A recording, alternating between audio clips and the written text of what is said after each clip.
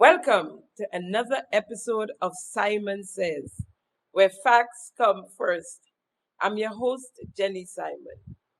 As per usual, you guys get your popcorn and your drink, pull up your chair, one little fly by night update, and then we get into the meat of the matter. So we take a quick break and come back whilst you get your popcorn. Thank you for tuning in to Simon Says. To ensure that you never miss an episode, click subscribe and make sure to turn on the notifications by clicking on the notification bell icon. See you at the next episode. Welcome back. Prime Minister Deacon Mitchell is off island again, and this time I believe we got a full rundown of the itinerary. At least I hope so, because we get a lot of things, man. And captioned, Honorable Deacon Mitchell attend COP29 in Baku, Azerbaijan. November 9th, 2024, St. George's, Grenada. The Prime Minister, Honorable Deacon Mitchell, left the state today, November the 9th, to attend the 29th United Nations Climate Change Conference of Parties, COP29. This year's conference, which will take place in Baku, Azerbaijan, from November the 11th to the 22nd, 2024, will bring together world leaders, environmental experts, and climate change activists with the aim of advancing their collective efforts to combat climate change. During his participation at the conference from November 12th to 14th, Prime Minister will join Honorable Karine James, Minister of Climate Resilience, the Environment and Renewable Energy, other Caribbean and world leaders in high-level meetings to discuss advancing our clean energy solutions, enhancing climate resilience, and promoting sustainable development. Prior to arriving in Azerbaijan, he will attend the Dominica Labour Party convention in Dominica on November the 10th. And following Azerbaijan, the Prime Minister will attend the Bermuda Progressive Labour Party's 26th anniversary event on November 16th. Quite a busy schedule there. The Prime Minister will return to the state on November the 17th. Upon his return, he will then travel to Guyana to attend the CARICOM India Summit as chairman of CARICOM from November 20th to the 22nd, 2024. Honorable Andy Williams, Minister for Mobilization, Implementation and Transformation, will serve as Prime Minister in the absence of Honorable Deacon Mitchell. So now, he's gone again, he's flying high, and four different places?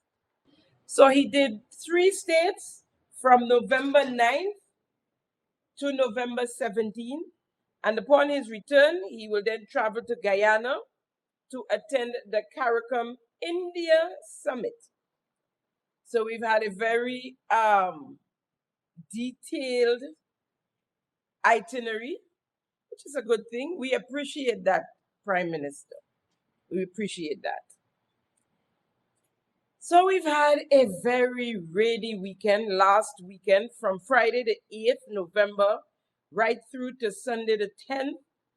Some rains on Monday the 11th, and then on Tuesday the 12th, heavy torrential rains causing major floods, landslide, roadblocks throughout the island. Now, the usual River Road, Baltazar, Montrouge flooding was accompanied by island-wide flooding, places never seen before: Belmont, Calavini Woodlands, Wester Hall. These are the ones in the region, in my area that I know of, and of course the Lagoon Road, the south of the island, Montrouge, and so, as per usual. The weekend rains from Friday, the 8th November, came with winds, thunder, and lightning into Saturday morning with what we call 4-day morning. And by then, everywhere had flooded. It came with landslides, fallen trees, broken branches as well. Now, I don't know if we were warned. I don't know if you have heard, but I certainly haven't heard or seen any notice or notices that we were expecting such severe weather. Be that as it may, besides the removal of the slides and trees that block the roadways, absolutely nothing else was done to help with in the case of the flooding that sometimes happen these days, even with a drizzle, or as I say, a cup of water. That particular area in front of the SOG supermarket in Calavini. On Friday evening into Saturday morning, the town of Guave in St. John's flooded. The Lance, the river burst its banks in the Lance area there, and the town of Guave flooded. Montrouge flooded. Most of our roadways were flooded. Why? Our drains are blocked with debris, some of which happened since in July with the passing of Hurricane Beryl.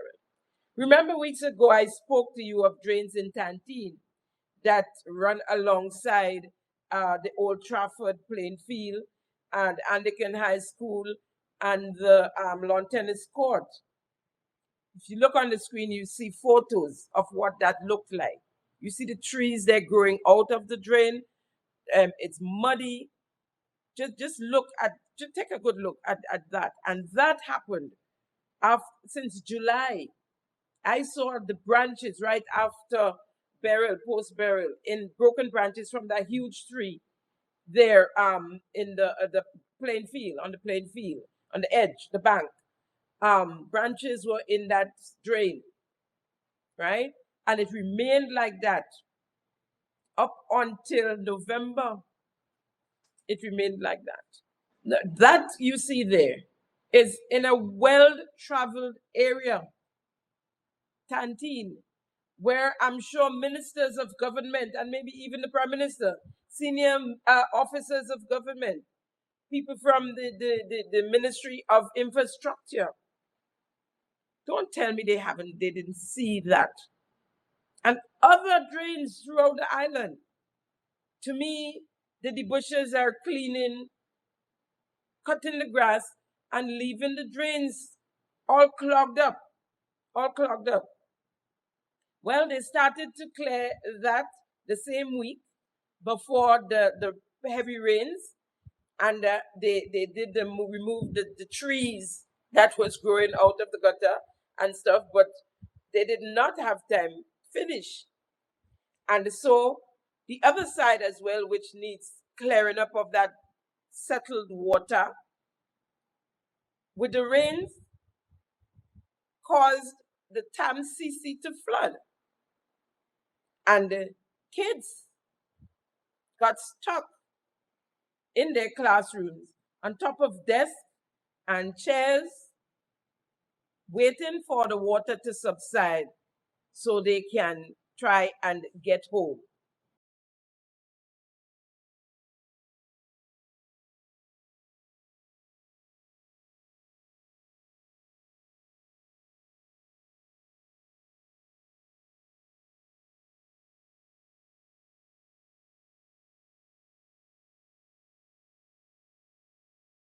So there you see kids on top desk, on top table, trying to stay dry, right?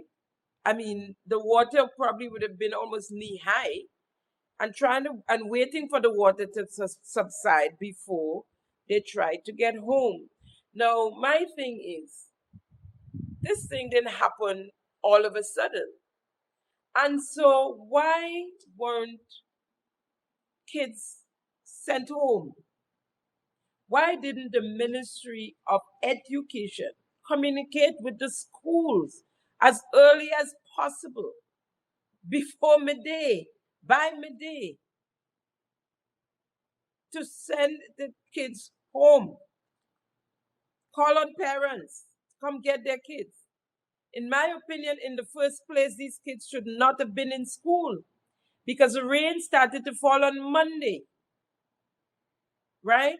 And the ground was already saturated, oversaturated.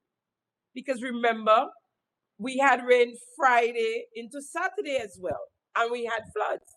So any rain falling Monday into Tuesday, we should have expected something like this. And didn't the weather forecast say that? Couldn't we have our kids or children stay at home instead of risking their lives? Who's in charge? Who is in charge? There were no visible damage in that area in front of the SOG supermarket. The mud has completely covered the drain. So you can see, if you go into towards St. David's on the left, there's no drainage right there. And so every time now, this is not because of the heavy rain, the heavy downpours. Every time it drizzles, for the past couple of months or more, that area there is flooded. Every time. The Prime Minister passes there to go to his constituency. And he's the Minister of Infrastructure as well. Haven't they seen that area there?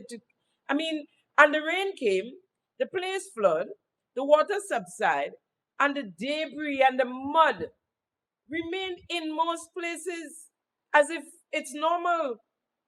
Branches, coconut husk, everything come down.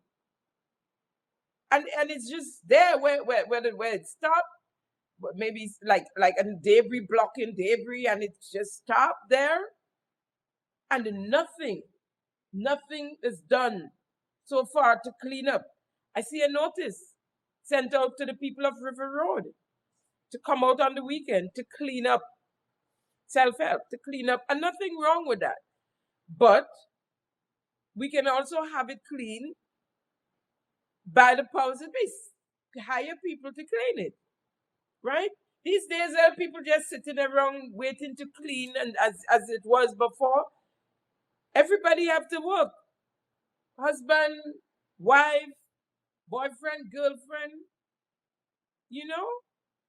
People have things, their children to take care of as well. There are a lot of young families out there. People, as I said, traverse that community. Like the one in Calvini. Where is Superman Andy? That's his constituency. That's his, as we speak, he is acting prime minister. He can get the job done at a snap of a finger, right? He is the acting prime minister.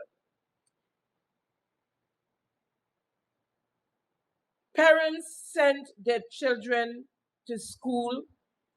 We got no statement from NADMA. Nothing from NADMA. I'm not sure if NADMA believes they're just there for hurricanes. I mean, what happened to first responders? There's no one out there with a little water boots and, raincoats and hard hat and whatever you need. But a lot of people were stranded out there, some in their vehicles. We almost lost several lives. We almost did. We ended up losing one life for sure. We ended up losing one life. A young lady, a young teacher who left her school compound in Woodlands to go fetch her children.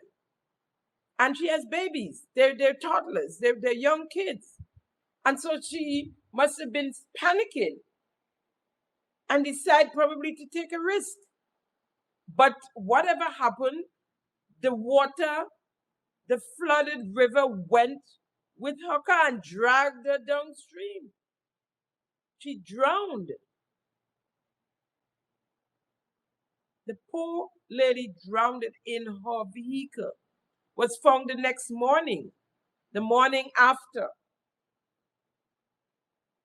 I mean, this have to be traumatizing for her kids and the kids that she teaches at school. Right there, right in the area there, she lost her life.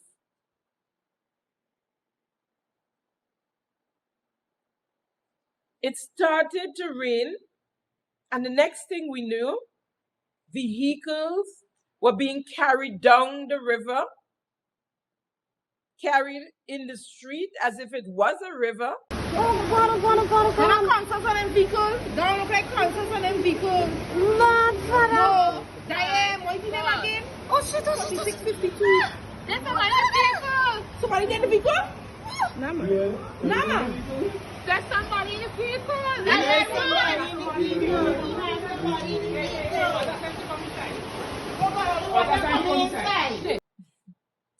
Quite a few near-death experiences. Quite a few, my friends. And sadly, as I said before, we had one death. To date, not one word from NADMA to the schools asking the schools to send children home. Some schools did call parents to come take their kids, but by then it was too late. For the most part, they had to remain in school and wait for the water to subside. You see in River Road, teachers and so were trying to help children to cross the river to go home. But by then, as I said, the roads were already impassable, either by floods, landslides, fallen trees, fallen electrical poles, sparking wires. And the place was at a standstill at one point, where even in the vehicle in your street, you couldn't move. And so people just parked and remained in their vehicle or vehicles while they wait for a landslide to be removed or for the floods to subside. If you look on the screen, you'd see how horrific it was with the water, the floods, the slides. As one family member said, family member of the young lady who lost her life so tragically, she should have been safe at home with her children, not forced to be on the road under such dangerous conditions. In other words, if the Ministry of Education had done what they had to do, she's a teacher, she would have been at home and her kids would have been at home with her. I mean, it happened and we could use all kinds of scenarios, but we could have saved that life. We could have saved that life. And you know what is sad? We have not heard from the acting prime minister concerning that tragic event. Our prime minister, though he's away, there's WhatsApp calling. Prime minister could have called in on any one of the network stations, GBN, MTV, to speak to the nation, to speak to us. You know, asking us to stay safe, to stay dry, stay inside. Send home everybody. Somebody had to take up take the authority to do so. You know, people lost their vehicles. It's already such hard times. But there was, no empathy. You couldn't go and make a phone call and say to us, I'm aware, I'm seeing what's going on. I'm sorry I'm not there with you to ride it out. But here's what. A little bit of moral to give us a little hope, to talk to us, I don't know, as a leader, There's no first responders out? Or do we have first responders? I don't know. I thought we did. We have people in NADMA. It was as if the floods went with the Ministry of Education and NADMA and the government of Grenada, the cabinet of Grenada.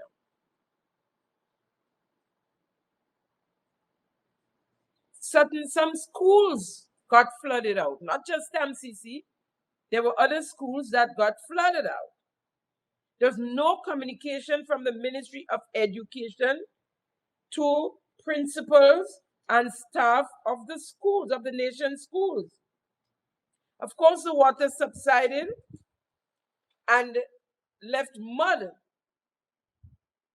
that muddy stuff, that slushy, muddy stuff in the classrooms. Students, teachers, principals were left stranded at their schools all into the evening. Not a word from the Ministry of Education. No empathy shown. However, at 7 a.m.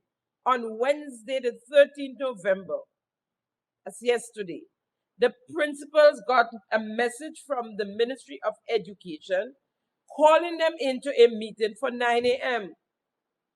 After some principals laid it on them, complaining and crying shame on them, that is the Ministry of Education, the meeting was called off.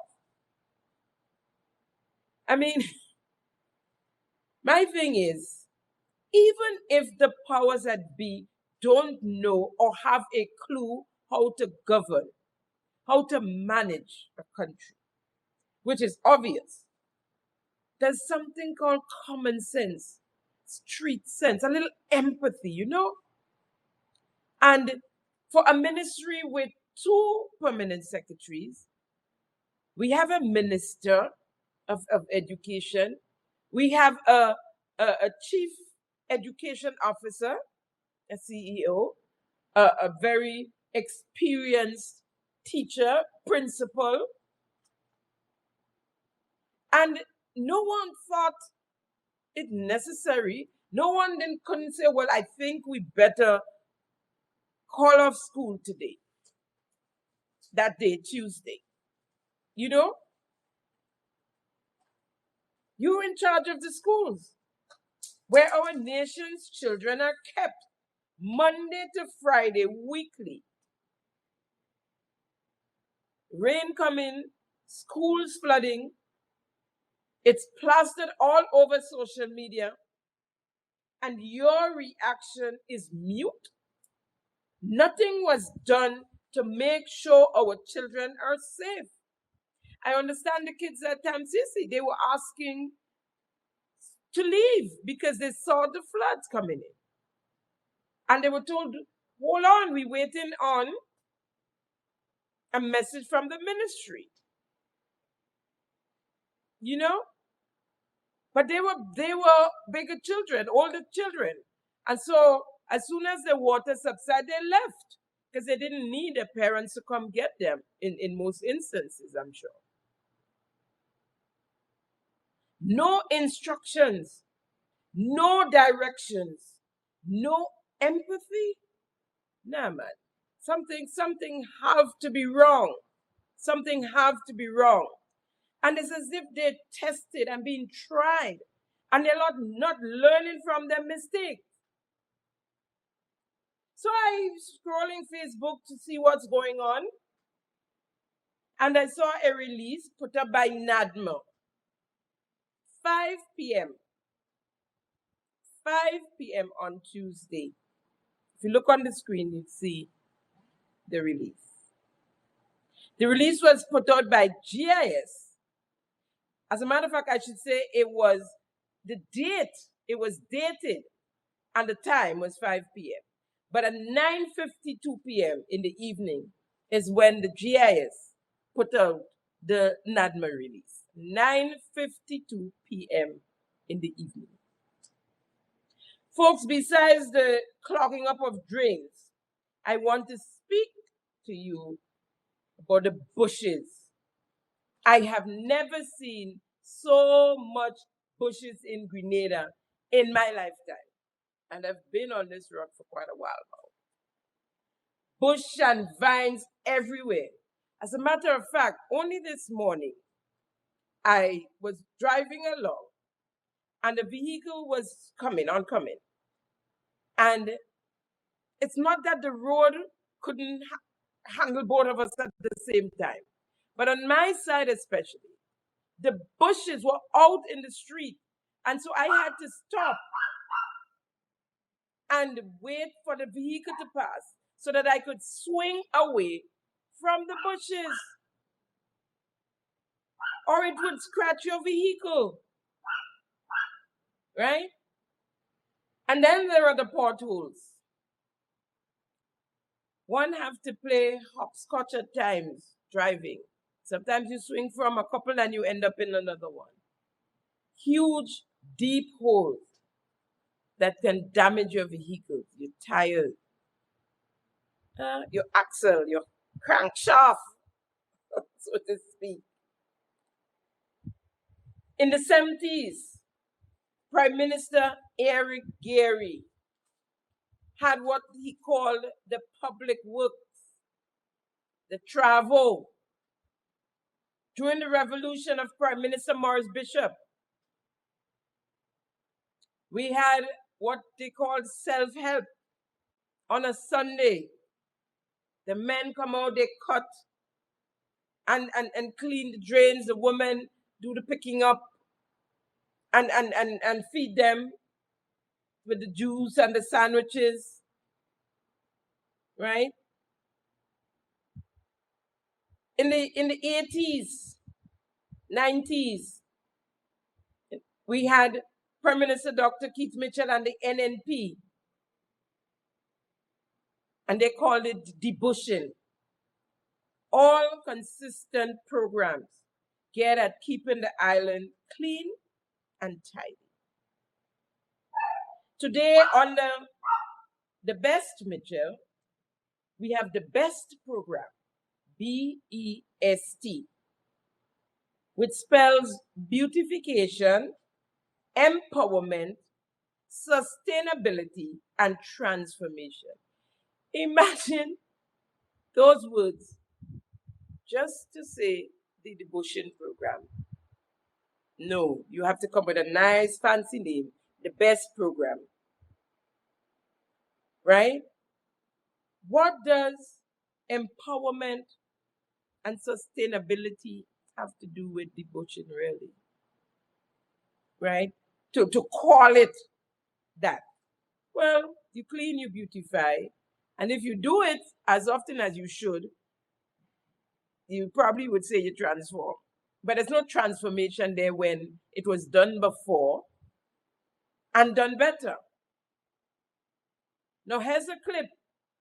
I didn't make up the best thing because I am sure some of you never heard that before. That the debushing program was renamed the BEST program. Even they themselves don't call it the BEST program. They still say debushing. But it was made clear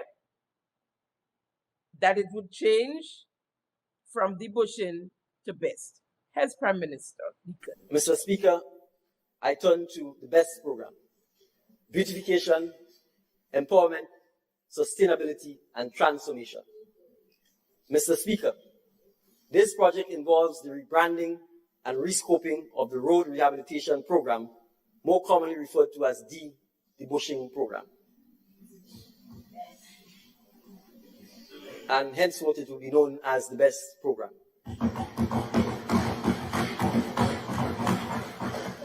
program will focus on more environmentally sustainable practices and a training component to empower our individuals. And I alluded to that earlier, Mr. Speaker, by talking about the fact that we will use the grass and so on that is cut as part of our national composting program. A sum of $8 million is budgeted for this program next year. Well, I don't know how much composting was done, or if at all, because I never see or hear anything about that at all. No, I mean, it's just one thing after one mama guy after the next. Just to try and get rid of a program, because for them there's no poor and vulnerable, right? And so they don't want to hear about the debushing, and that's why today we covered in vines and grass and bushes, and when it drizzles, our roads are flooded. And that's why today we have to skip and play hopscotch to get away from the potholes. And this after we were told in the 2024 budget that we're paying extra, $50 extra for license. And we have inspection fee. I don't quite remember how much extra, but we're paying extra for that as well, to fix the roads, to maintain our roadways. And yet for all, it's the worst it's been in a long time. I mean, I drove down one route yesterday, Morris Bishop Highway, and it's full of potholes. Main roads, public main roads. All this mama guy about sustainability, empowerment, transformation. I call the program the best. This is the worst program.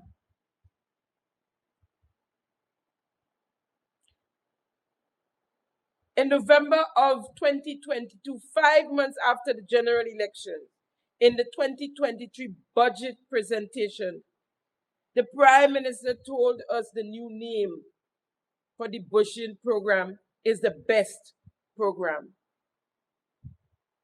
That was the first and the last time we heard of the best program. What a name to choose for the worst cleanup program ever. But then again, we are governed by the worst administration ever. I thought I'd see Superman jumping River Stone over the weekend, all up to Tuesday, yeah. Him and the Sinti daughter in River Road. I guess they were protecting themselves. I guess you can't blame them. But somebody or bodies have to take charge when our children especially are in trouble. I spoke to Carriacou on Saturday, the 9th November, after that Friday night into Saturday morning, rain, thunder, and lightning. And the people was again traumatized all over again, trying to stay dry, moving from corner, trying to get a spot, I was told. Mind you, nothing different has been done to their homes from the time of Beryl, the passing of Beryl. They remain the same. So of course they getting wet. Their place was filled with water. They couldn't stay there, but they had nowhere to go. Now, one family, and I mentioned to you, and I'd shown you the conditions under which they live, it's a family of 11. And their home before, they had a couple apartments, little apartments downstairs for the older kids, and they were comfortable. They were comfortable, and their grandchildren and so within that. Now, they lost their home. It was demolished by Beryl, right? And so they put up a little piece of ply by around, and they cover a little area with a piece of with taps, and they get comfortable under there. Now in Carriacou, I was told the persons that got affected by Beryl, be it they lose their roof or a couple walls here and there, or totally demolished, were offered $15,000. You can go to the lumber store and get $15,000 worth of material to fix your homes. But if you have a totally demolished house, $15,000 cannot help you build back better, bigger, and safer. So you need a home. If you can't afford a home, you didn't have insurance, and you barely making ends meet, you need a home, right? Wouldn't you say? $15,000 could barely put back a roof in some instances. Almost 5 months later,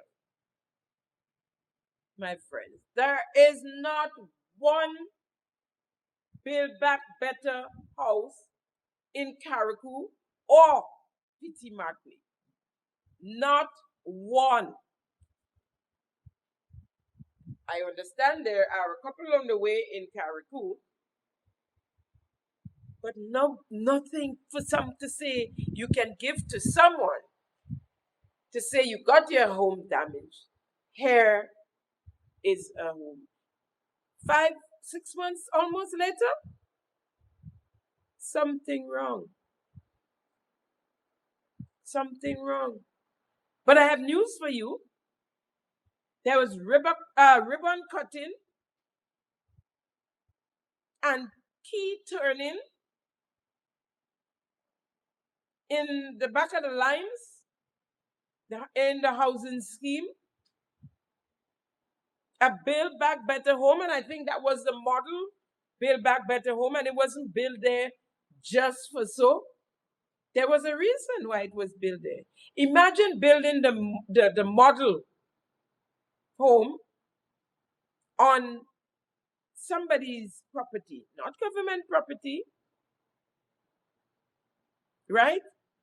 On the property of the young lady you would see here, turning key, her parents' property, turning key to get into her new home. Big applause.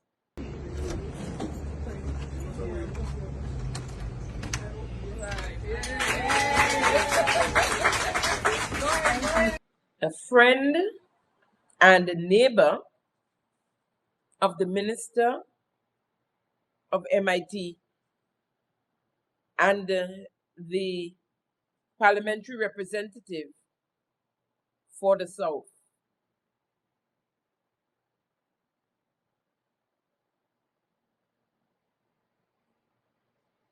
It remains a friend and a family thing with the NDC. This woman is Minister Andy's neighbor and friend. And even before the house was ready to be delivered, she could be heard in the area boasting that the house was hers. The question is, who qualifies for these Build Back Better houses? Did the recipient home get destroyed in the passing of Hurricane Beryl?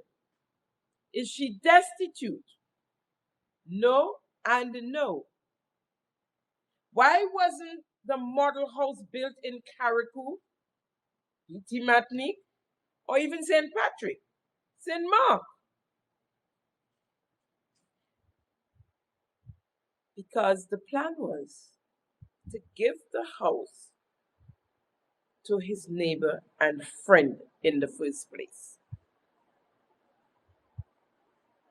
Right there in Grandance, you build a model house. You had the launch in St. Patrick, Carriacou and Petit Martinique, people still barefoot and pregnant. Place no homes.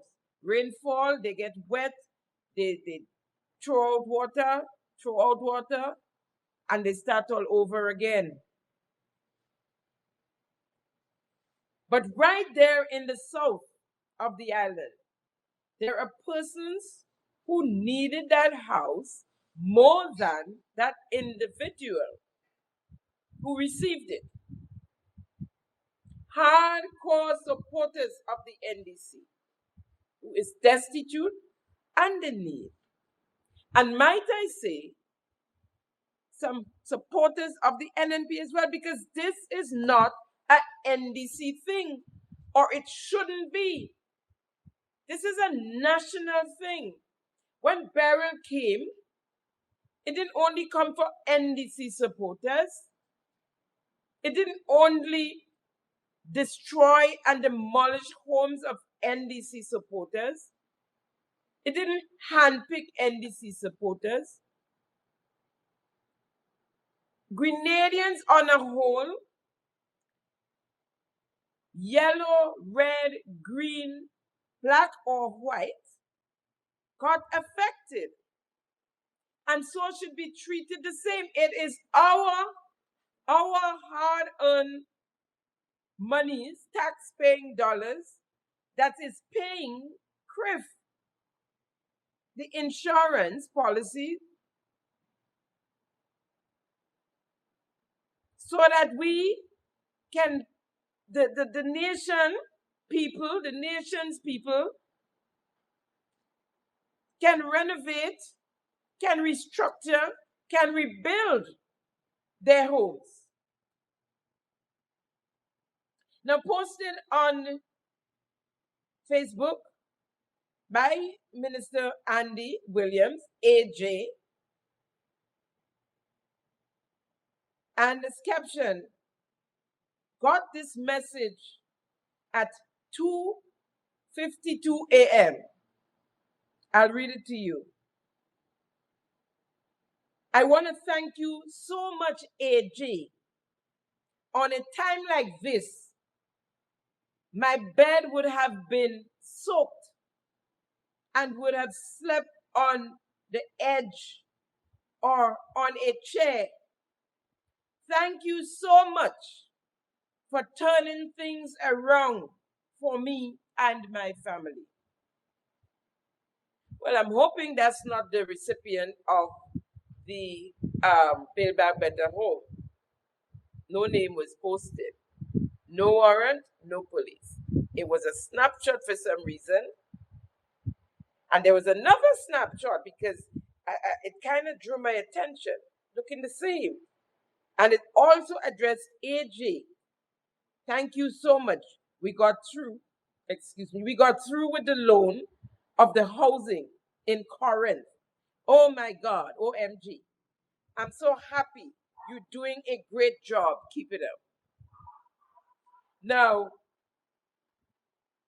in my mind, if I'm thanking the minister or my parliamentary representative, even if we're good friends, I would not address him as AJ in a public media.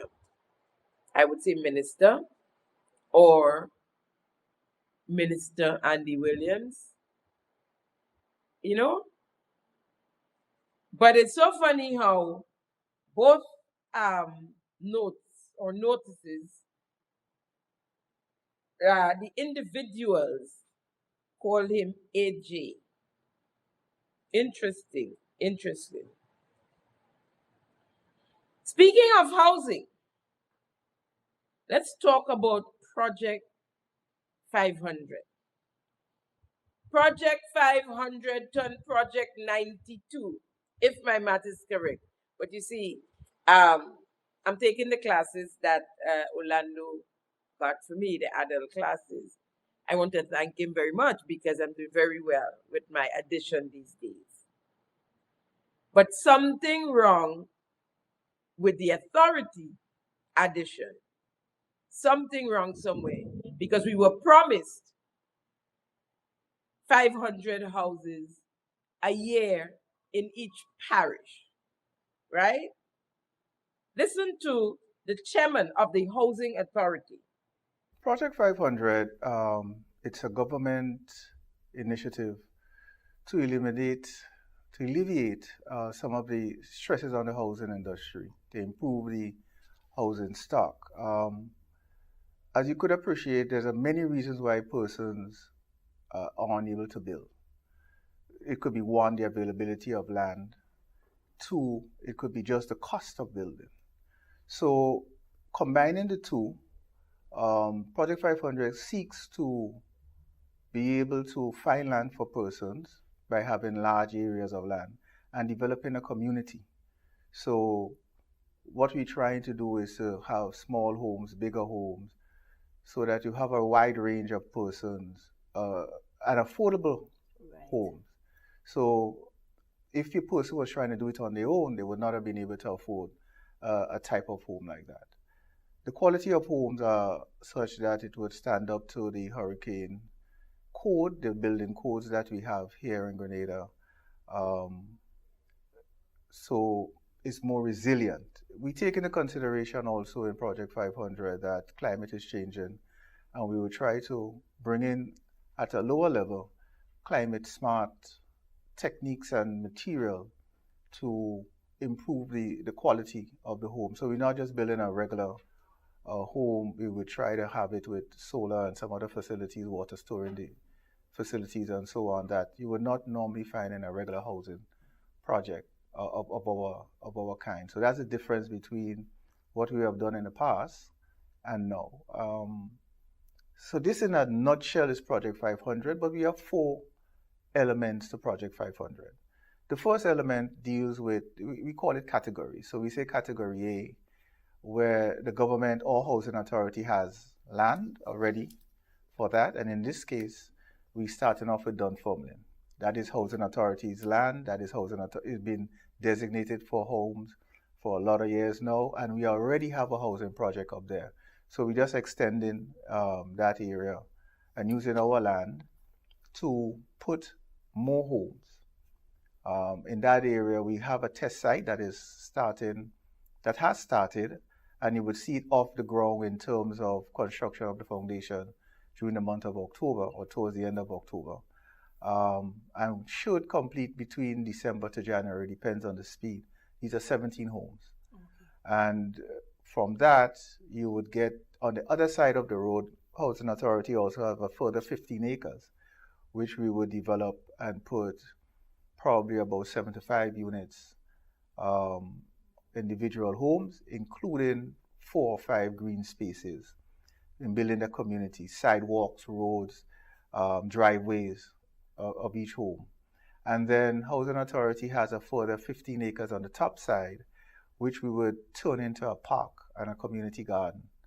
And would be probably the first official recreational park in St. Andrew, where you could have gazebos, children play area, that sort of stuff. And I'm not talking about a football field or that sort of stuff. I'm talking about a designated park where you can go with your family, sit down and relax barbecue and all of that stuff. So we take in, and then there's a community garden where they would work out how they would plant what they want to plant in that particular community garden.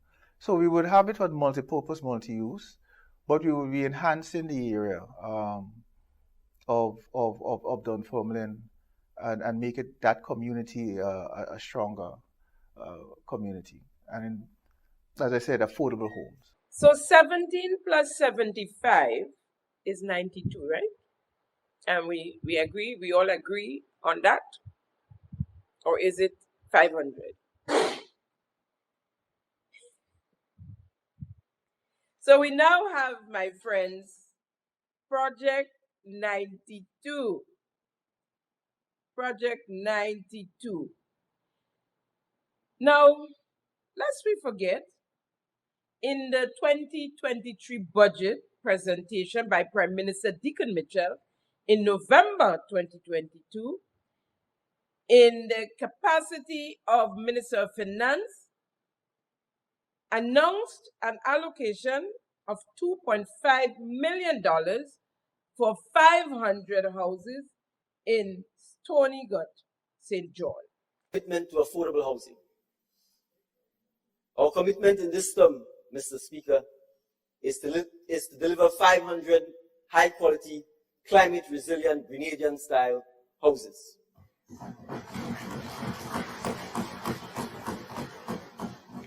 Two major initiatives in this budget cycle include: one, the Stony Gut Climate Resilient Housing Development Pilot Project, which aims to construct modern, high-quality, climate-resilient Grenadian-style homes in Stony Gut in the parish of St. John. Construction is expected to start in 2023, Mr. Speaker, and $2.5 million has been budgeted. Mr. Speaker, government will identify and secure lands in all parishes to roll out these houses. Additionally, Mr. Speaker, we have allocated $2.4 million to retrofit and upgrade the affordable houses that have been graciously donated by the People's Republic of China. We commit to the allocation of the 647 units no later than June of 2023.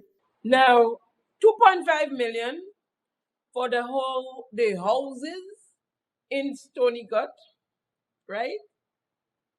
And that was supposed to, and construction was supposed to begin at the beginning of 2023. We are almost at the beginning of 2025. Not a rock, not a brick was laid in Stony Gut. We heard nothing about Stony Gut again up until we hear about prefab houses. Houses to arrive in Grenada in boxes and bolted up. Don't forget, we were supposed to get 500 high-quality homes. High-quality homes, right? Grenadian style. Bricks and mortar. Mortar they call it. Bricks and mortar. Right? 500.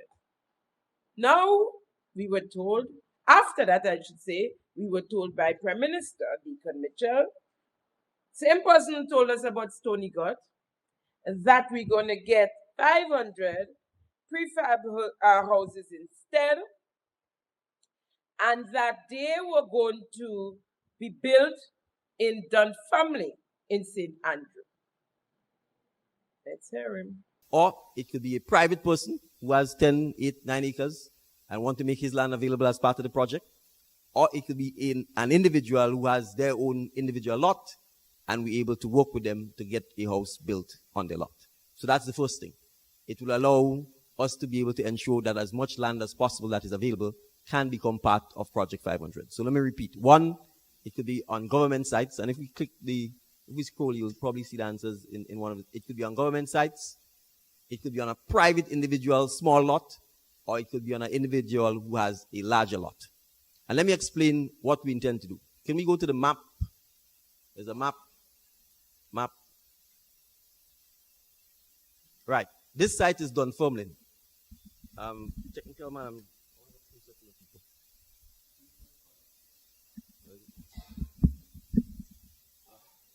Thank you.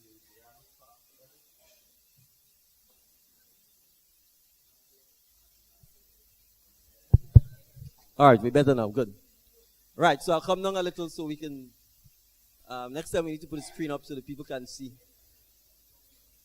So this is Dunfermline in St. Andrew. The area in red is all land owned by the government. This area, walk with me please, walk with me. Thank you. Right, this area is the existing housing settlement. So all of this is potentially available for building of homes. Yes?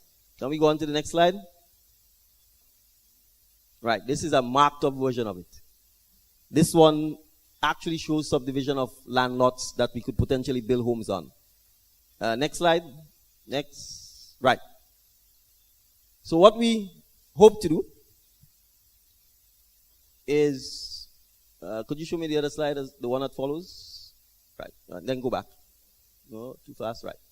So what we're hoping to do here is to build 17 model homes so that the public can see what the homes are like. And why are we going to build 17 model homes? We are going to do so because we have contractors who are all bidding to build these houses. But before we give them the contract, we need them to prove that they can build the homes. And we need them to prove, well, no, we can't buy cat and bag. Right? So we need them to prove they can build the homes. We need them to prove they can build it the way they say they can build it. We need them to prove it, to build it at the price they say they can build it, and at the time they say they can deliver it. So the intention is to give, I think there are 6 or 7 of them who put their hands up. I don't know how many of you understood the whole map and plan and all of that there. I certainly did not understand what's going on there. Then again, I'm not a contractor. I'm not involved in building. I do not know.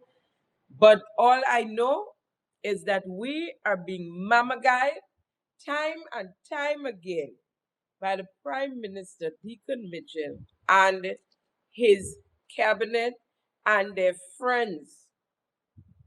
Right? We are just being done. I mean, prefab. I heard nothing about prefab again. So I'm not sure what is going on up in Dunfermline at the moment. But what I know is that there are no 500 houses being built. Right? Don't know if the 95 is prefab, but we will find out. We will find out. As recent as yesterday, Thursday, November the 14th, 2024, we had a resident of Dunfermline on a line, very upset with Project 500. Let's hear her. Want to talk to the person that funding Project 500. Don't call me out. Don't call me out. Don't call me out. If you have to dig a 2-foot drain where you have boundary to boundary, you have to take 1 foot from the top and 1 foot from the bottom. Now come and just, and if you have to dig inside of my boundary, I don't supposed to come and make machine in my yard. Project 500 don't building house for me. I had to face the bank. I had to face the bank. Okay. You cannot do things in people's property without telling them. And if you have to bring a machine to dig inside my boundary, you have to tell me. You can't just dig it. You have to tell me. So if at the time is ship in the boundary now, they'll grade me ship, or they'll untie me ship and tie it somewhere else. Watch all do better than that, eh? Do better than that. And I'm not against the housing project, because I was always said I'm not a materialistic person. When I dead, that piece of house go stay on top here. House and vehicle and land and thing, you can't go in your damn grave with it. So I does not put that above the feelings of people. But you see that rubbish? You see that disrespect? I go quite long in them people Project 500 meeting and I talk to them nice and respectful. I tell them, I was the one who tell them that the drain have to go there. Because they would have come and jam houses here and water in there. You hear me? So I go quite long in the meeting and I tell them, make sure they put the drain. So if the boundary they back to back. So it's obviously part of my property would fall in the drain, but you have to take 1 foot in front and 1 foot behind. You can come and start digging up inside a what? It has to be a cost. They can describe nothing better than that, because like they just can't get nothing right. Nothing right. Quite up there in Dunfermline now, they gone and bought up the lady and take she piece of land. Eh? without asking, without discussing, move in as though the place is theirs. I mentioned to you how the persons allocated by Beryl and Carriacou are affected and being offered $15,000 worth of material to fix their homes, no matter the level of the damage received, even with demolished homes. Now, I want to share with you Minister Andy on the NDC Heartbeat program. I know it's hard on the S, but bear with me. Who will qualify for Project Build Back Better? What we did after Beryl, through the Ministry of Social Development, we did an assessment as to the homes that were damaged, both Carriacou, Petite Martinique, Grenada. After that assessment, we got a clear picture as to the number of homes damaged and the level of damage that was done. And they were ranked in category from 1 to 4. 1 meaning not so much damage, 4 meaning extreme damage.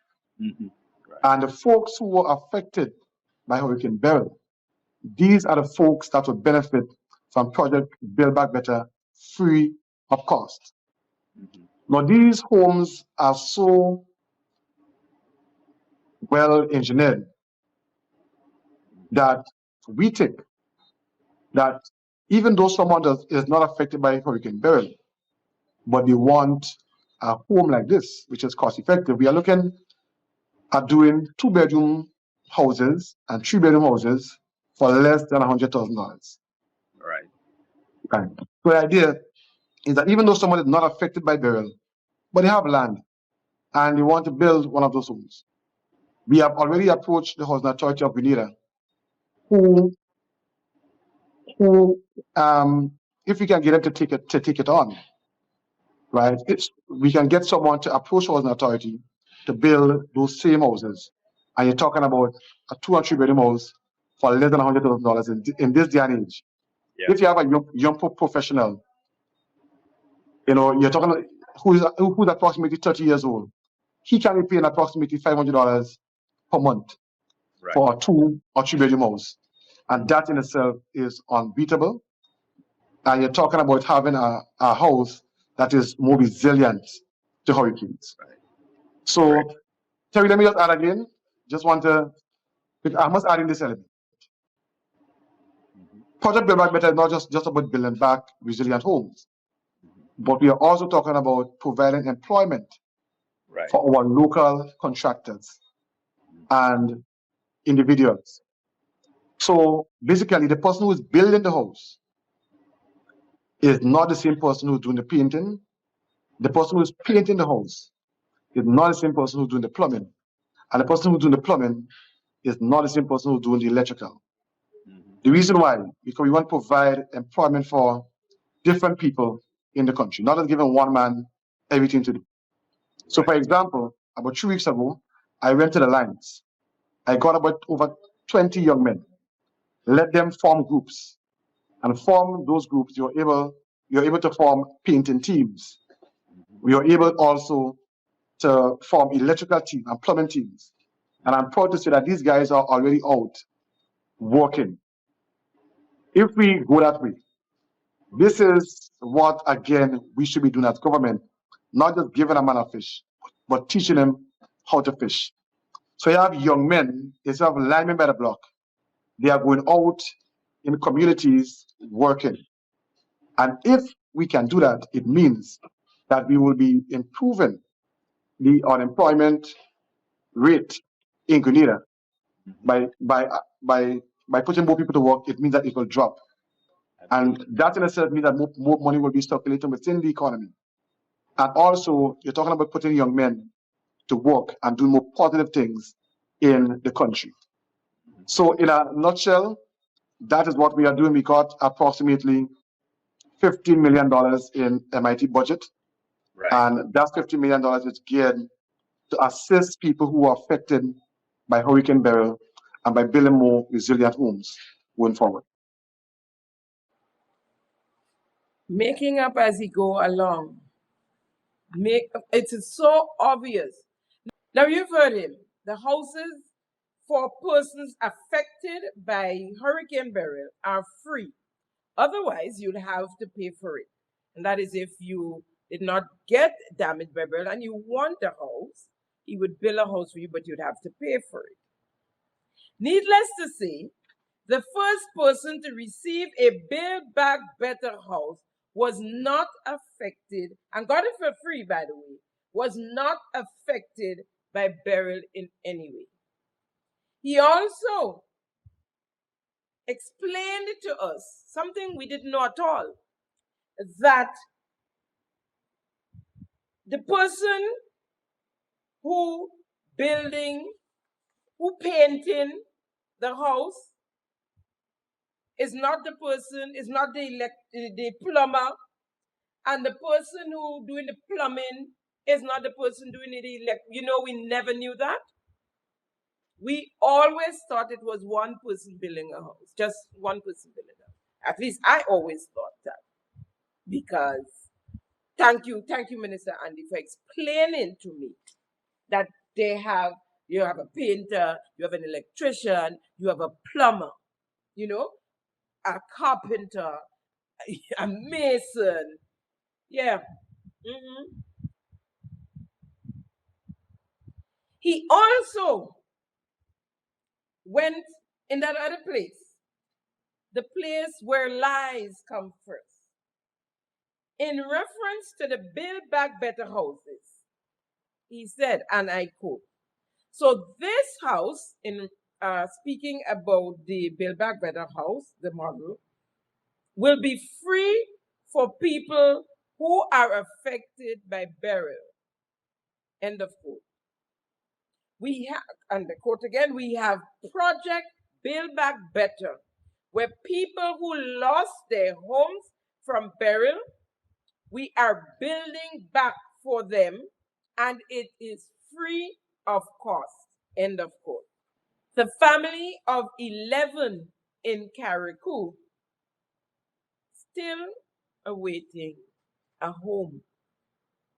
The matriarch to house her children and her grandchildren. Now, these 20 young men the minister spoke of already on the job, and that was weeks ago. It's so much overload that some things taking a little time to get to you all. A few weeks ago, these 20 young men from the Limes were already on the job. Where? We do not know. Where these houses are being built, and these 20 young men on the job, already on the job. Our resident ambassador to the diaspora, Terry Forrester, host of the NDC Heartbeat program, asked the minister, where in St. Patrick will the model houses be? Where would they be unveiled? Mr. Deception still did not say to Terry Forrester that the house is in the Grand Anse housing scheme. Instead, he said he's looking for 3 locations. I don't know what that means. I mean, I don't know if he was supposed to pick up the model house from Grand Anse and bring it to St. Patrick, and he was looking for different locations to put it. I have no clue.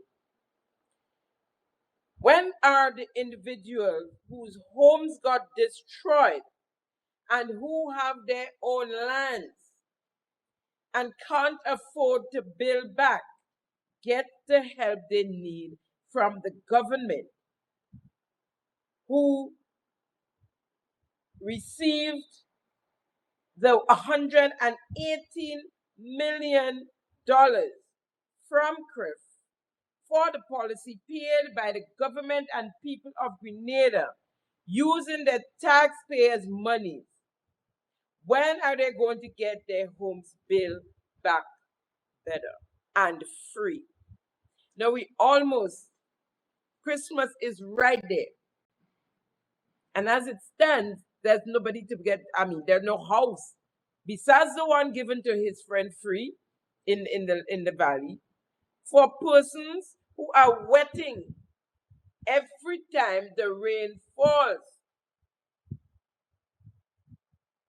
Now, after all this talk about giving away houses free from the lips of Handy, hear this from the Minister of Finance, Minister Dennis Cornwall. One of the things I want to say, and I've said it before, I think, is that while we are building back houses, and while we are saying that government is making an input into that sector, the populace should not expect that government will be able to provide them with a free house. There is no such thing.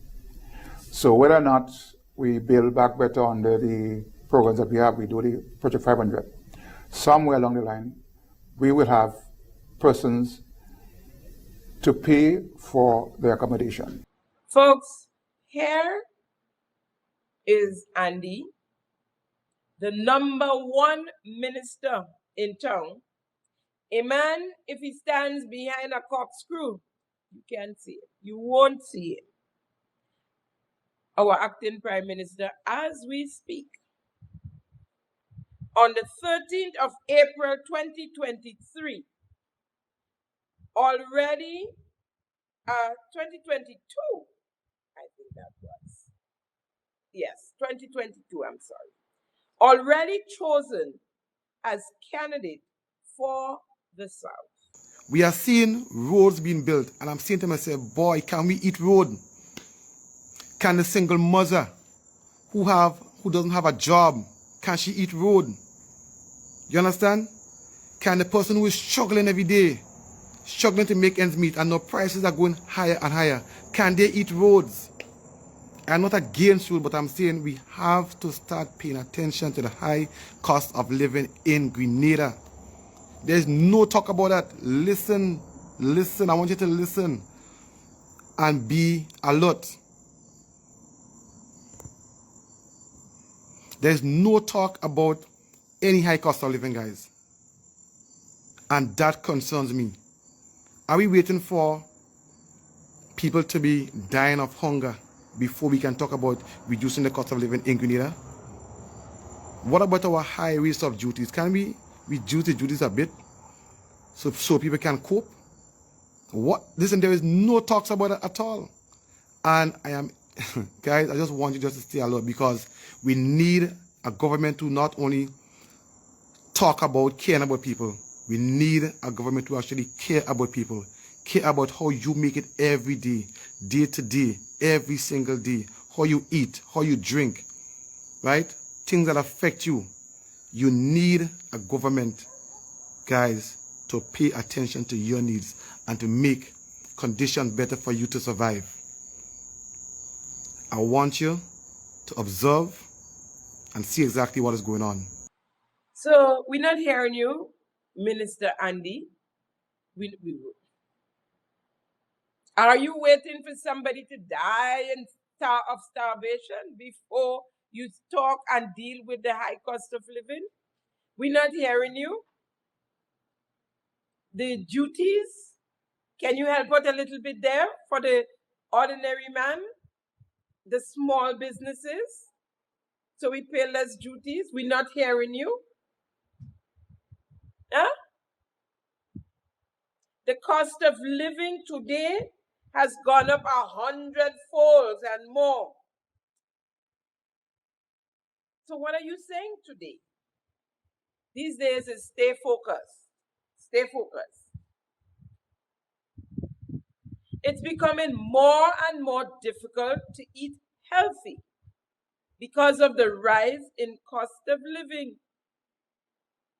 Wasn't oil on the zero-rated list when the Prime Minister in 2022 gave his budget presentation? I think oil was one of the items. Now in January, a bottle of olive oil, and that's January 2024, was $63.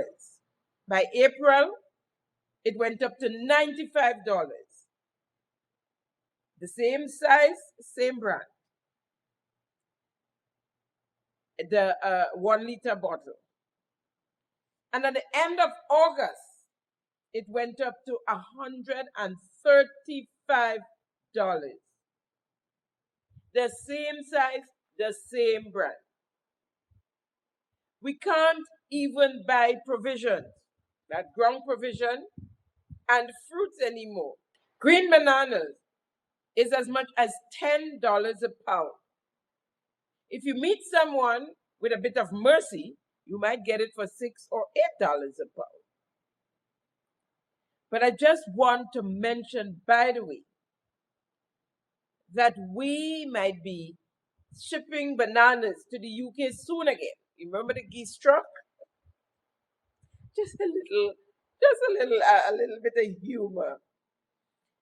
The CARICOM roundabout, I noticed they have banana trees planted there and they're growing healthy looking and strong. They're nice and green. But they need a little weed in it. They need a little weed in it. Government resources, my friend. Wasted government resources. You say we build CARICOM roundabout. The Prime Minister became CARICOM chairman in July of 2024. It is a rotated position among CARICOM heads of state. It's a 6-month duration. Prime Minister Deacon Mitchell position as chairman of CARICOM ends on the 31st of December 2024. So he'll be gone as CARICOM chairman soon, and in the not too distant future, Prime Minister of Grenada, and we will be stuck with another ISO of the Deacon Mitchell-led administration, a CARICOM roundabout, an ISO. Folks, we continue. I have a true story to tell, a very disturbing incident involving Senator Quince Britton, Junior Minister of Tourism. The young senator reportedly assaulted his grand aunt, who is visiting from Trinidad, Miss Sheila Paul Wilson, whom I personally spoke with, as she complained of being disrespected and manhandled by Senator Britton. Miss Sheila Paul Wilson is Grenadian, of Grenadian parentage, but resides in Trinidad. She is from St. Mark, where her mom lived and died. Her mom's house is there still and available for family members who resides abroad and wants to come home to visit. Almost 2 weeks ago, she arrived in Grenada with the notification to some of her family, which is Senator Britton and his family, and went to her mom's house where, as usual, she stays when she comes to Grenada. The house was what we call ramsack. The mattresses stripped of bedding and of the bed and put standing upright, placed standing upright against the wall. The cushions removed from the chair, or the foam rather, and removed from the chairs in the living room. She slept on the edge of the couch, she said to me. She wasn't expected to stay. And even her kids, as a matter of fact, who are abroad, told her not to stay. However, she told me it's her mom's house and she won't be intimidated.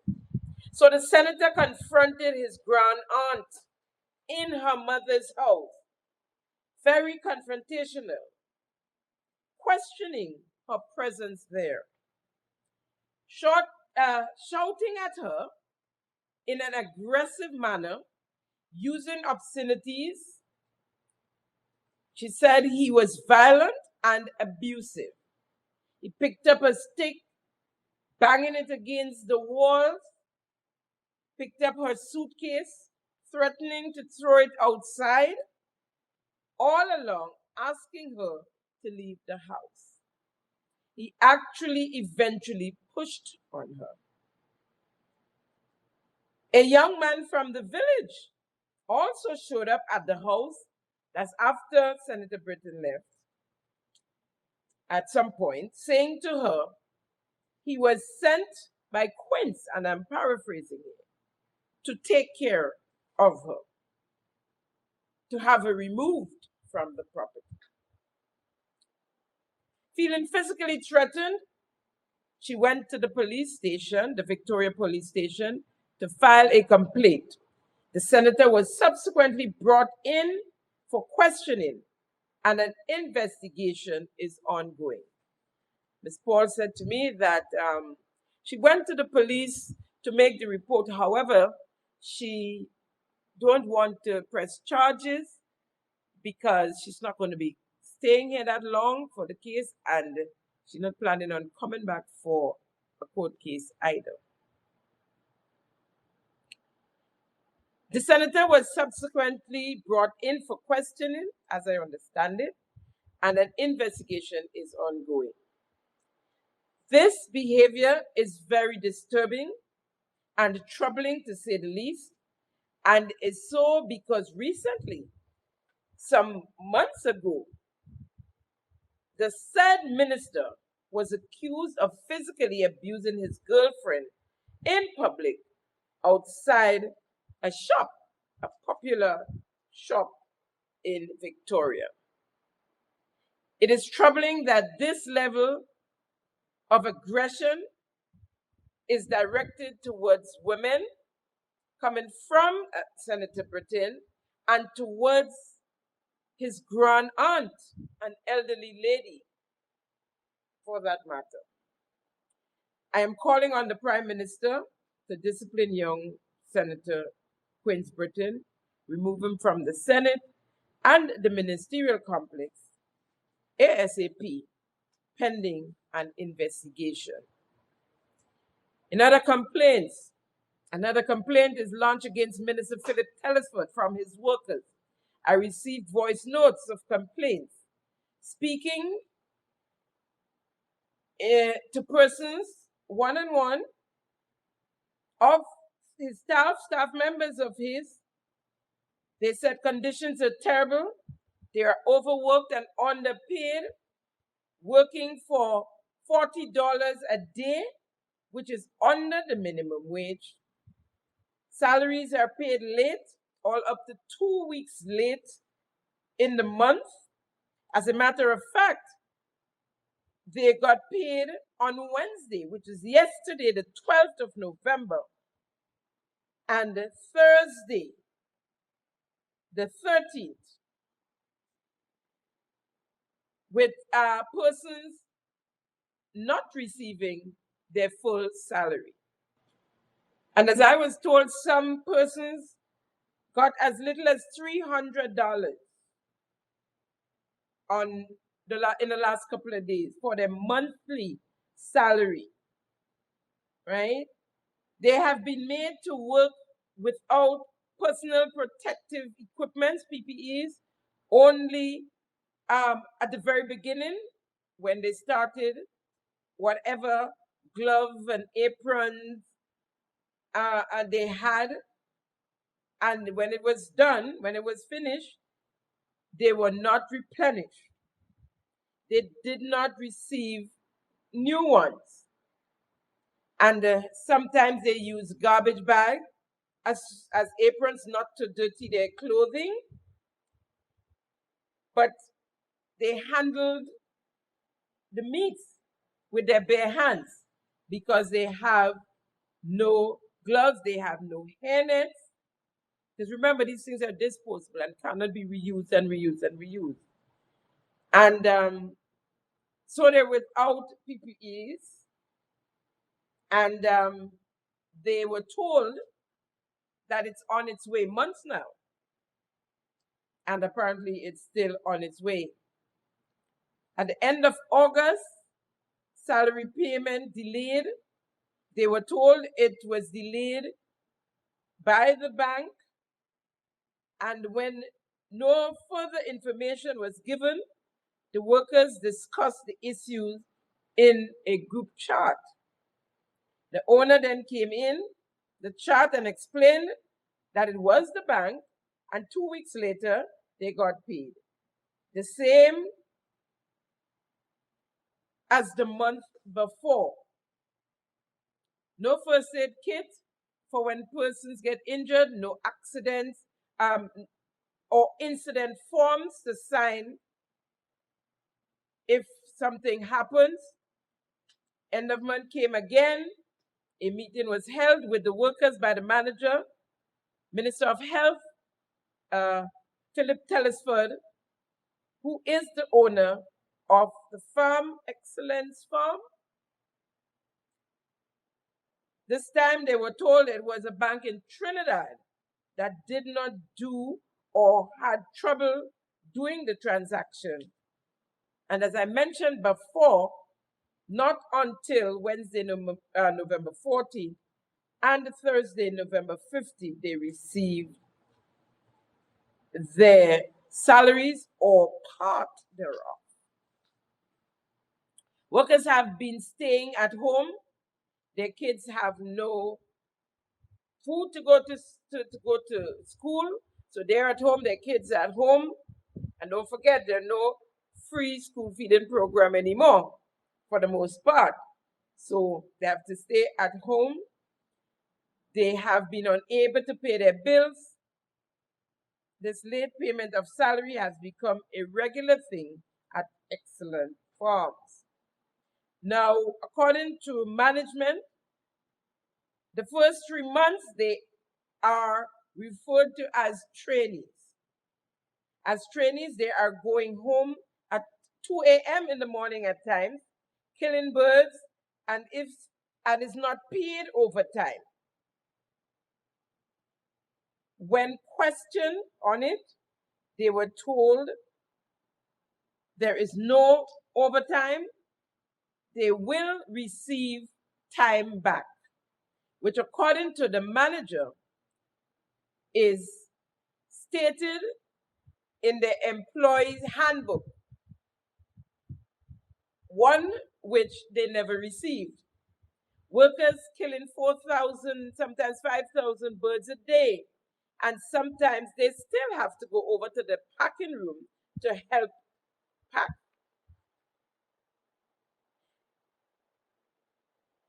Never an 8 to 4 day work. Minister of Health, Philip Telesford, your workers are crying out for help. They complain of the very poor working conditions. They are overworked and underpaid, which goes against the minimum wage legislation. Now, the Prime Minister, Deacon Mitchell, was an investor in this full farm, Excellent Full Farm. And before it really got off the ground, him and 2 other investors pulled their monies out of the project, and so the project came to a crashing halt. They were owing some $22 million. They got a loan to pay back the person's owing and to move forward. While he was Minister of Health and or Housing, I think he was still Minister of Housing then. Oh, health, it don't matter. He's a minister in the cabinet, and we're getting this type of complaints from workers. Now, speaking of underpaid, I received calls from caretakers of government schools. They too are underpaid, and was told that the reason being they do not do enough hours a day. My thinking is, pay them like the amount they're supposed to get daily, which would bring them their salary on par with the minimum wage standard. Their salaries remained the same after the minimum wage legislation was passed. It was before the new minimum wage legislation was passed by this said administration months ago. Did the Bushes in Carriacou complain of not getting paid? I'm sorry, not the Bushes, but the best workers. The farm workers complain they are not getting paid and have not gotten paid for 2 months and counting. A vast amount of farmers who are qualified to get monies post-burial have not gotten 1 cent. They are registered farmers, filled out the necessary paperwork, submitted it, but didn't quite make the list when checks was distributed a couple weeks ago. Prime Minister, more than half a dozen of the farmers I got complaints from are from St. David, your constituency. Is it because they are NNP supporters, sir? Folks, the farmers that got payouts from government were told by the Prime Minister over and over again they can do what they want with the money they receive. No accountability is needed, apparently. If you want to buy a car, you can take the $10,000 and buy a car, a fridge, a refrigerator, anything you want to do, he said, you can do it with the money. Here's the Prime Minister. Let me point that out. Friday gone, over 5,000 checks were distributed to farmers, either for $4,500 or $9,000. So go and ask the farmers, the over 5,000 of them who got these payments on Friday, where the 9,000 is, where the 4,500 is, it's on the ground. They have it. They're spending it. We put no conditions to how they use the funds, except to encourage them to put it back and invest back in the land. No conditions. You can do what you want. I've heard him actually said the words as he made his island tour, that they can do whatever they want with the money. We just might be, or continue to import rather, all the fruit and vegetables we need and consume for a long time coming. And pay $15 for a breadfruit, $10 for a sweet potato, $11 for an orange, $12 for a pound of ginger. Folks, our fisher folks continue to bawl out for assistance from the government of Grenada, most of which have received no help. This is what Mr. Justin Rennie, Chief Fisheries Officer, had to say at the press conference hosted by Prime Minister Deacon Mitchell on his return from Africa. Thank you very much, Madam Moderator. Pleasant good morning to Prime Minister and Minister of Agriculture and the head table.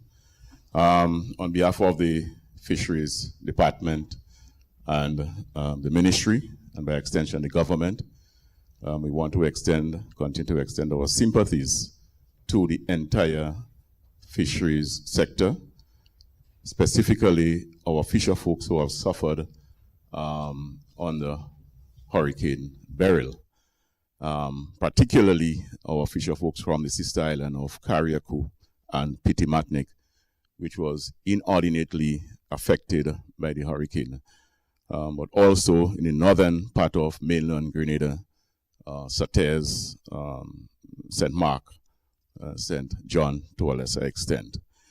Following the passage of Hurricane Beryl, the Fisheries Department conducted a total of 5 assessments on Carriacou, Pitimatnik, Isle Rund, and mainland Grenada.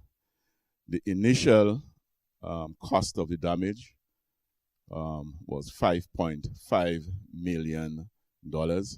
And that is excluding the damage to infrastructure, because we have had some significant damage to show-based infrastructure. For example, the fishery center at Hillsborough and the newly constructed fishery center at Wynwood, Carriacou. Also in Pitimatnik, the Fisherfolk Cooperative there has suffered significant damage in terms of the equipment, ice machines, cold storage, as well as infrastructure. There are also damage to our communication network. That's the ship-to-shore communication network that provides communication to our fisher folks from the sea to the coast. Significantly, that was affected was also the marine ecosystem. And this is very, very important and critical. Our coral reefs, our seagrass beds, our mangroves, specifically in Carriacou. Most of us who have journeyed to Carriacou would observe the damage that was caused to Sandy Island. It is not Sandy Island anymore. It looks as Sandy Islands, many small patches of sand. The oyster bed, where we have a significant patch of mangroves, and where most of the vessels from Pitimatnik and Carriacou sought refuge, the entire system of mangroves have been destroyed. So we do understand the significance of what happened during Hurricane Beryl, and we really want to empathize with our fisher folks up in Carriacou. In terms of the rehabilitation, the government of Grenada took out a facility on the CRIF, which is called Coast, Caribbean, Oceans, and facility, to ensure that in case there is an event, that the fishing industry can be rehabilitated.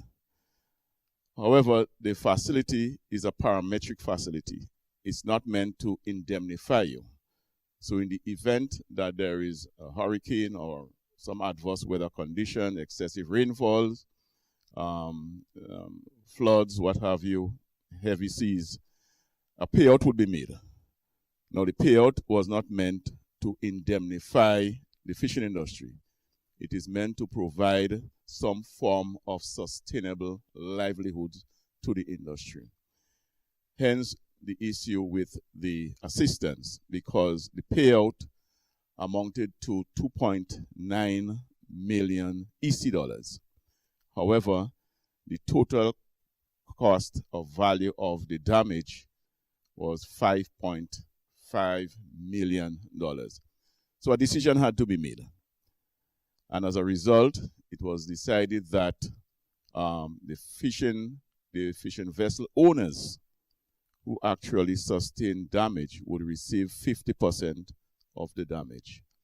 In addition, because the fisher folks up at Carriacou had suffered inordinately in terms of the hurricane, they would be provided with a one-off payment of $4,500, calculated over a period of 3 months, $1,500 for a 3-month period. That is to provide some relief to the crews of the vessel. So it's not for the owners, it's for the crews of the vessels, because the owners would receive 50% of the cost of the damage. Additionally, we will recognize that in the last decade, a number of persons have been involved in CMOS farming. And when the system arrives, we know that they cause significant damage to the CMOS plot. So our CMOS farmers would receive material assistance to the tune of $71,000. There were 2 small processors, that is primary processors of seafoods. They also received some damage, and as a result, they would receive an approximately $16,000. So the total assistance to the industry, it's $5.5 $4.6 million. The contribution from Coast, or the payout from Coast, is $2.9 million. So in effect, government is putting in approximately $1.7 million towards the rehabilitation of the industry, as well as to provide sustainable livelihood to the fisher folks at Carriacou and Pitimatnik. As I mentioned earlier, the issue of the damage to the marine ecosystem, it is highly technical and scientific, and as a result, there needs to be more in-depth study as to the impact on the marine ecosystem. Those ecosystems has the ability to regenerate itself, but also there needs to be some form of intervention to ensure that the rehabilitation is much more rapid than in the natural state. So I would stop here for now and turn over back to the moderator. Thank you very much. So the government of Grenada is unable to find resources to help out our fisher folks. Instead, they empathize with them. Can a fishing trawler go out at sea with half of the boat or half a boat engine? Because they say they're giving them half of the damages. What can $4,000, a one-off, for a fisher folk whose boat got damaged during the passing of Beryl? Let me share with you the table of payout to the government of Grenada by CRIF. So if you look on your screen, you would see the table and what Mr. Rene was speaking about, the amount on the CRIF payment, the payout cost for the fisheries sector, for perils covered winds, storms, rainfall, and high waves, under the amount of $1,066,667. That's US dollars, an equivalent of roughly $2.9 million EC dollars, right? Now, lest we forget, the Prime Minister is paying $20,000 a month rent for the house he lives in. $20,000 a month. The Prime Minister has about half a dozen advisors to him and his government, plus various ones throughout the various ministries, and recently still hired a chief of staff, which the people would like to know what his salary is, his salary figure. Salary figure for Mr. Teddy St. Louis, the new chief of staff.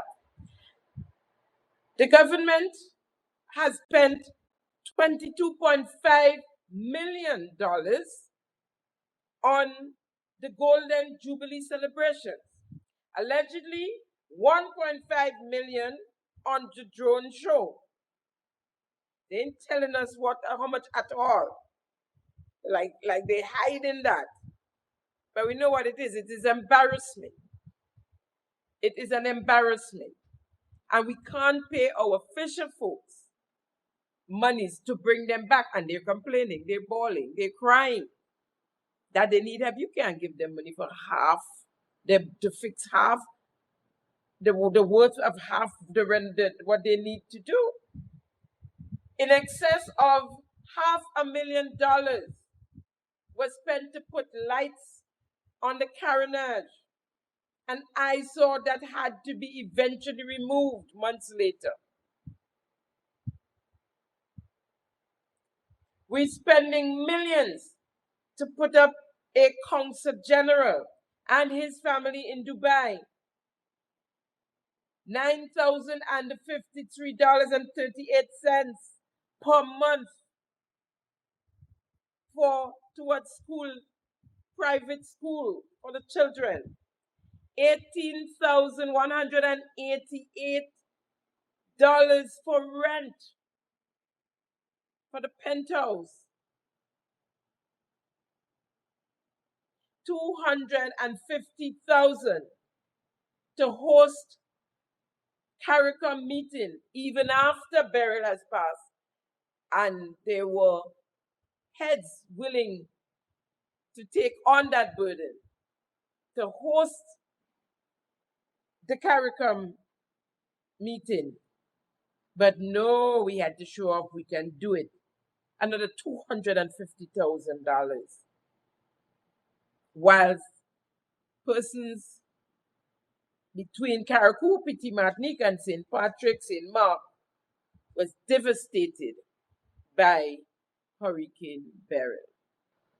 We built a CARICOM roundabout, and our fisher folks could only get half the money they need. He gave Andy $24.5 million to make Mawet. I understand one of his, it is alleged that one of his funders, Indian, Syrian, I'm not sure the nationality. But when you come down market, you'll make a left. That they also got contracts to build back better. Yeah? All we're hearing is talk, talk, talk, but we can't see where the monies are going. $200,000 from Lottery Authority for Mr. William Batiste to open a ghost skill training school. $295,000 for Mr. William Batiste for overrun on a $275,000 project. $36,000 for Mr. William Batiste and his lover, Miss Cindy Henry, to attend a one-day meeting in France that no one else knows about or knew about, but they spent 2 weeks in Paris. And we couldn't help out our fisher folks who helped feed our nation and is responsible for a very huge portion of our GDP. Folks, we have a rogue and renegade bunch for executives of this country. Now, one redhead was to the point representing the government of Grenada, because on Wednesdays is the government day, and he was asked about the Integrity Commission and his declaration of his assets. And this is what he had to say. This morning, response to the caller? As it relates to the clearing of assets, the law is very clear in terms of the process. There's the Integrity in Public Life Act, and there goes through. I could see, for me personally, I have not filed mine simply because the time doesn't permit me, and every year we have to keep filing this. I have nothing new than last year to include, so I'm not at liberty to speak on any other member at this time. Now, when he was pressured again, this is what he had to say. Appreciate your contribution. Respond to the call. Right. Well, just quickly, just to say that as it relates to my assets, my comment is to say that I'm not amassing anything new, and it's a whole process. You had to pay for this bank statement and all these other drama. That's all I'm saying, but it's the law, and I intend to fulfill it. That's one. Rogue and renegade. Now, is it true the Lottery Authority brought 3 brand new vehicles, 2 for the Lottery Authority and 1 for Catwales of Mr. William Batiste? Is it true the managing director of the NLA, Ms. Cindy Henry, the lover of Mr. William Batiste, the chairman of the board of directors of the NLA, collects a $16,000 salary, a $7,000 raise from the former managing director, who got $9,000, is it true that, in fact, Miss Henry didn't get a raise, but is collecting on the behalf of her boyfriend, Mr. William Batiste, that extra $9,000?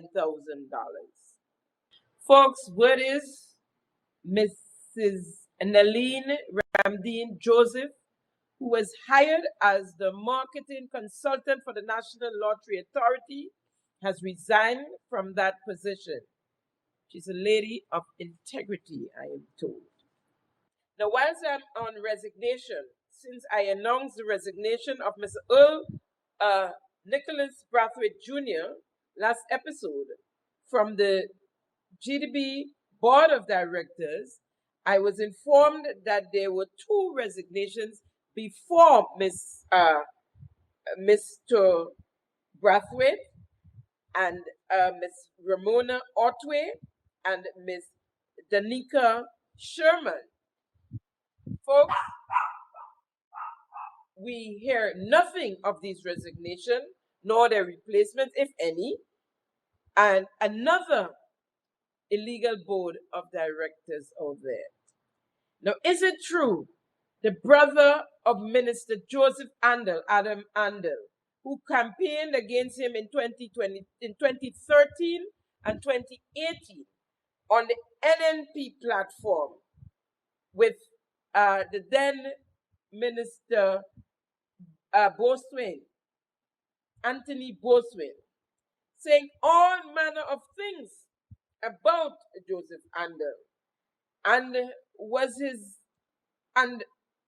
his opponent's, Anthony Boswin's personal assistant, worked out of his office, soliciting wood for wood and committing acts of fraud.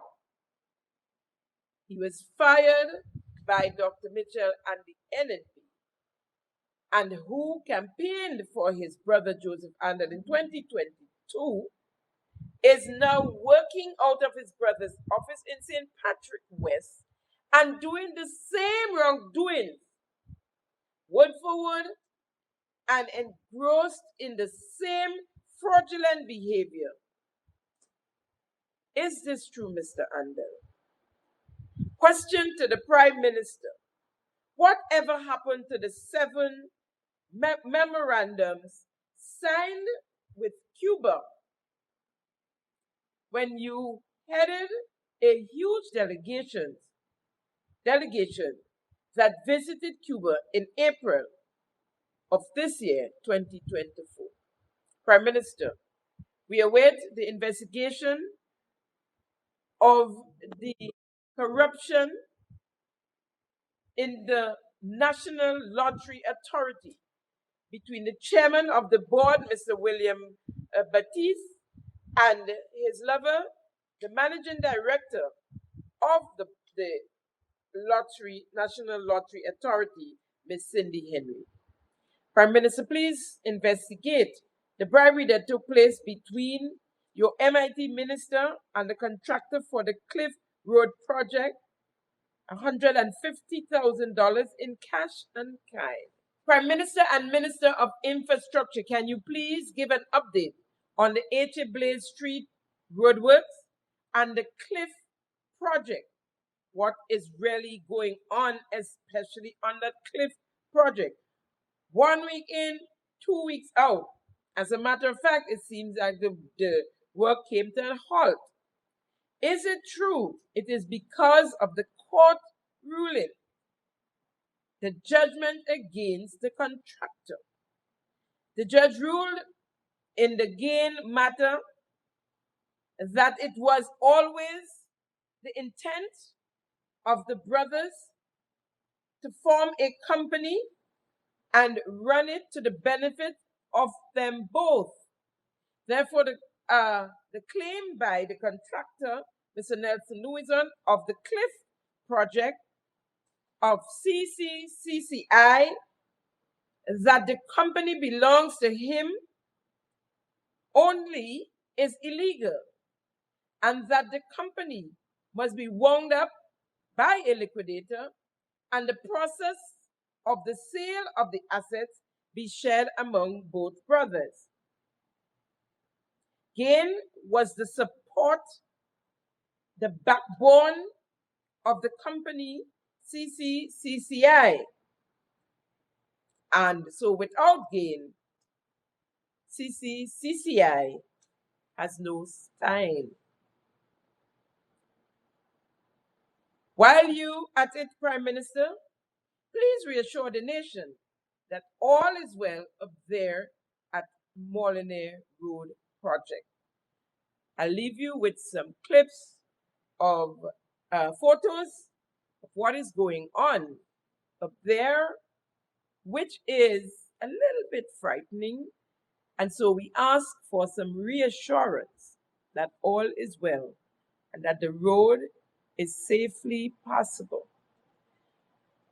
The acting Prime Minister, Andy Williams, you gave us the use of that Molyneux Road for 24 hours. Well, 24 hours has long passed and the road is still open. Is it because the slides in Jones Road, Monkmorris, and in the Monkuma roadways, is it because they're still not passable? Or is it because anything goes with the Deacon Mitchell NDC administration? Folks, that's a wrap on today's episode of Simon Says. It's always a pleasure conversing with you, keeping them honest. Thank you for joining us for yet another episode of Simon Says, where facts come first. See you next episode, back at the same time on Thursday at 5 p.m. Bye now. Thank you for tuning in to Simon Says. To ensure that you never miss an episode, click subscribe and make sure to turn on the notifications by clicking on the notification bell icon. See you at the next episode.